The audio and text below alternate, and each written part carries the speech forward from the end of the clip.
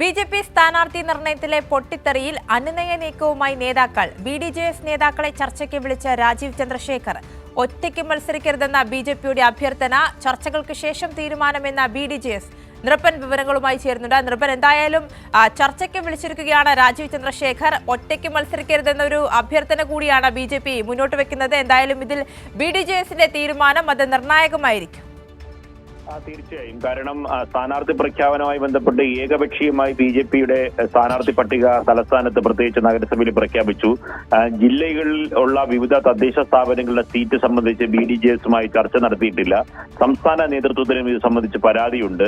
തിരുവനന്തപുരത്ത് 11 സീറ്റുകളാണ് നഗരസഭാ കൗൺസിലിൽ വിവിധ വാർഡുകളിൽ ബി.ഡി.ജെ.എസ് ആവശ്യപ്പെട്ടിരുന്നത്. ഒരു സീറ്റ് പോലും നൽകിയില്ല എന്ന് മാത്രമല്ല, അവർ ആവശ്യപ്പെട്ട സീറ്റുകളിലെല്ലാം ബി.ജെ.പി സ്ഥാനാർത്ഥികളെ പ്രഖ്യാപിക്കുകയും ചെയ്തു. ഇതാണ് ബി.ഡി.ജെ.എസിനെ പ്രകോപിപ്പിച്ചത്.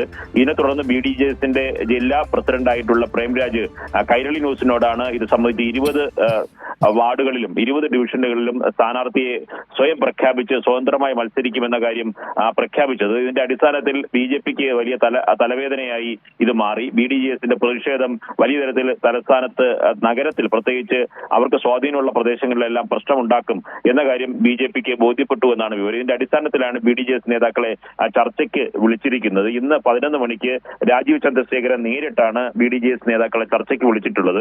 അവർ പറയുന്നത് ചർച്ചയിൽ രമ്യമായി 11 സീറ്റുകൾ എന്ന ആവശ്യം അംഗീകരിക്കുകയാണെങ്കിൽ സഹകരിക്കും, അല്ല മുന്നണി മര്യാദ പാലിക്കാതെ ഏകപക്ഷീയമായി മുന്നോട്ട് പോകുന്ന ബി.ജെ.പിയുടെ നടപടികൾ തുടരുകയാണെങ്കിൽ 20 സീറ്റുകളിലും സ്ഥാനാർത്ഥി പ്രഖ്യാപനമായി മുന്നോട്ട് പോകും എന്ന് തന്നെയാണ് ബി.ഡി.ജെ.എസിന്റെ ജില്ലാ പ്രസിഡന്റ് പ്രേംരാജ് പറയുന്നത്.